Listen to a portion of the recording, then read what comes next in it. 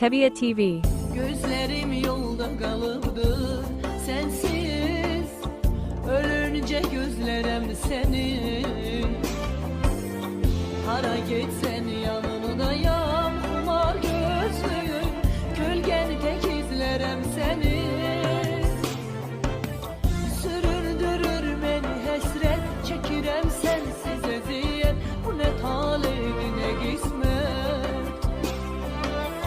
Gözümün yaşları çağlar, yüreğim sızlayar ağlar. Geri dönmezler o çağlar.